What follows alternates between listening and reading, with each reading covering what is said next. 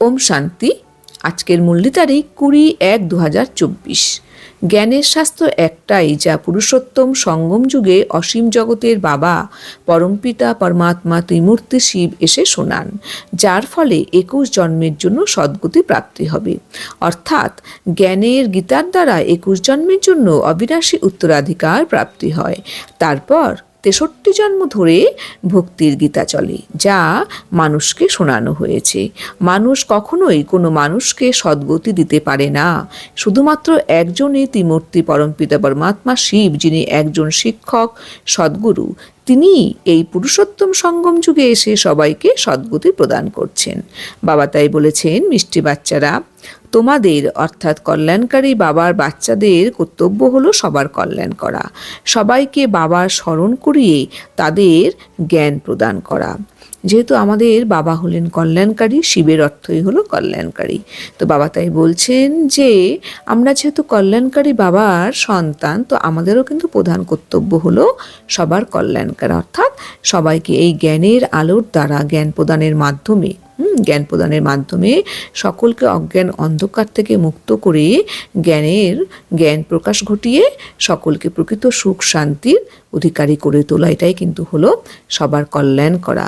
আর সবাইকে বাবার প্রকৃত পরিচয় সম্বন্ধে অবগত করিয়ে কিভাবে বাবাকে স্মরণ করবে সেই কথা বলে সবাইকে জ্ঞান প্রদান করতে হবে, যার মাধ্যমে তারা নিজেদের কল্যাণ করতে অবশ্যই পারবে। বাবা কিন্তু আজকে এটাই গাইডলাইন দিচ্ছেন।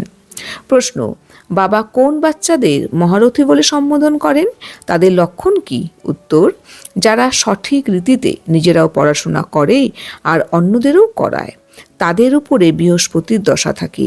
যারা সবসময় নিজের এবং অন্যদের উন্নতির খেয়াল রাখে, যারা এই যজ্ঞের সেবায় অস্থি দেয়, অর্থাৎ সম্পূর্ণভাবে সমর্পণ করে বাবার কাজে সহযোগী হয়ে ওঠে, সেই হলো মহারথী।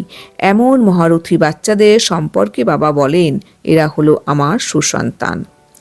বাবা বলছেন যে যারা সঠিক রীতিতে নিজেরাও ভালো মতো লেখাপড়া করে, অর্থাৎ ঈশ্বরীয় পঠন পাঠনে মনোনিবেশ করে এবং অন্যদেরও কিন্তু করায়, তাদের উপর বৃহস্পতির দশা থাকে। আর যারা সবসময় নিজের এবং অন্যদের উন্নতির খেয়াল রাখে যে কিভাবে এই জ্ঞান প্রদানের মাধ্যমে আমার নিজেরও উন্নতি হবে এবং অন্যদেরও উন্নতি হবে। আর যারা এই যজ্ঞের সেবায়, এই যে আমাদের সেন্টার আছে, এই যজ্ঞের সেবায় নিজের অস্তিত্ব, অর্থাৎ সম্পূর্ণভাবে বাবা সব কিছুই তোমার, আমার কিছু না, এইভাবে সম্পূর্ণভাবে সমর্পণ করে বাবার সহযোগী হয়ে ওঠে। বাবা যে স্বর্গ স্থাপন করার নিমিত্ত হয়ে উঠেছেন, বাবা যে স্বর্গ স্থাপন করতে এসেছেন, বাবা তাই বলছেন, বাচ্চারা তোমরা এই স্বর্গ স্থাপনের নিমিত্ত আত্মা হও, অর্থাৎ বাবার কাজে সহযোগী হয়ে ওঠা, সেই বাচ্চারাই কিন্তু হলো মহারথী। তো বাবা তাই বলছেন যে এমন বাচ্চাদেরকেই, এমন মহারথী বাচ্চাদের সম্পর্কে কিন্তু বাবা সবসময় বলেন যে এরা হলো আমার আজ্ঞাকারী সুসন্তান। मीठे मीठे सिकिलादे बच्चों प्रति मात पिता बाप दादा का याद प्यार और गुड मॉर्निंग। रूहानी बाप की रूहानी बच्चों को नमस्ते। हम रूहानी बच्चों की रूहानी बाप दादा को याद प्यार गुड मॉर्निंग और नमस्ते नमस्ते नमस्ते। ধারণার জন্য মুখ্য সার নাম্বার 1, ভোজন করার সময় একে অপরকে স্মরণ করাও, স্মরণে থেকে ভোজন গ্রহণ করো। এক শিব বাবার প্রতি প্রকৃত ভালোবাসা যেন থাকে।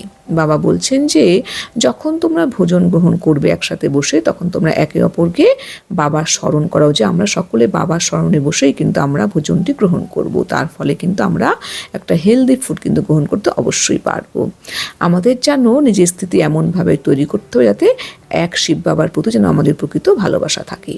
নাম্বার 2, যজ্ঞ সেবায় অস্থি দিতে হবে, বাবার সম্পূর্ণ সহযোগী হতে হবে, অর্থাৎ এই যজ্ঞ সেবায় আমাকে সম্পূর্ণভাবে সমর্পিত হতে হবে, বুদ্ধি দ্বারা সব কিছু সমর্পিত হয়েছে। বাবা দেহটিও আমার নয়, দেহটিও তোমার, তুমি কিভাবে এই আমার তনকে সেবার কাজে লাগাবে, তুমি লাগাও।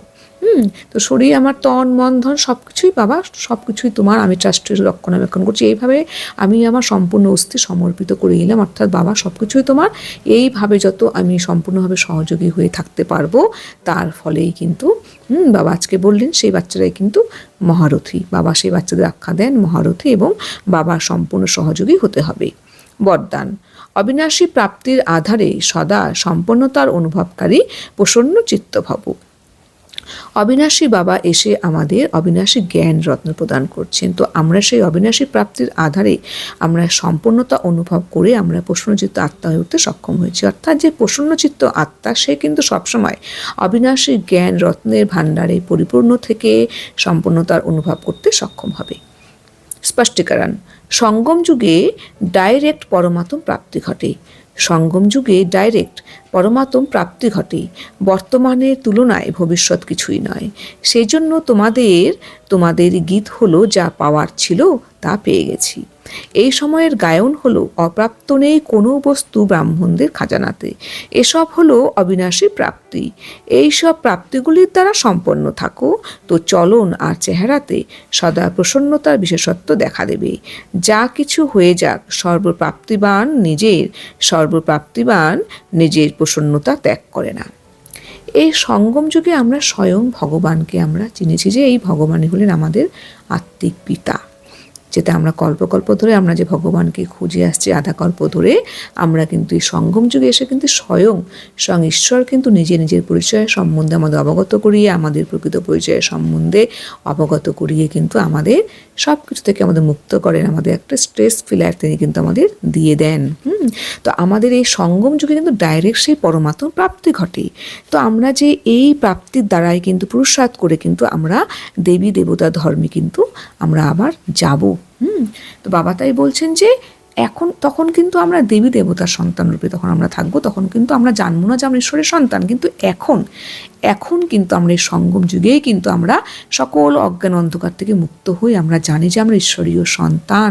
তো এই যে একটা প্রাপ্তি, এই প্রাপ্তির কাছে কিন্তু এই বর্তমানের প্রাপ্তির কাছে কিন্তু ভবিষ্যৎ কিছুই নয়। সেই জন্যই কিন্তু আমাদের উদ্দেশ্যে কিন্তু এই গায়ন আছে যে আমাদের যা পাওয়ার ছিল তা পেয়ে গেছি, অর্থাৎ যে পানা থা ও পা লিয়া। অর্থাৎ আমরা তো ঈশ্বরকে খুঁজেই আসছি, কিন্তু এখন এই সঙ্গম যুগে এসে ঈশ্বরই কিন্তু আমাদের কাছে এসে ধরা দিয়েছেন।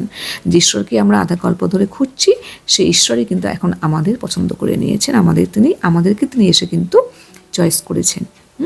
যেহেতু আমরা রাম অনুসারে সেই ধর্মের আদি সনাতন দেবী দেবা ধর্মে ছিলাম, তাই আমাদের উদ্দেশ্যে আর একটি গায়ন আছে যে অপ্রাপ্ত নেই কোনো বস্তু ব্রাহ্মণদের খাজানাতে। অর্থাৎ যখন এই জ্ঞান গ্রহণ করে আমরা ব্রহ্মামুখ বংশাবলী ব্রাহ্মণ হলাম, তখন বাবা আমাদের অবিনাশী আমাদের ভাণ্ডারে কিন্তু আমাদের পরিপূর্ণ করে দিলেন।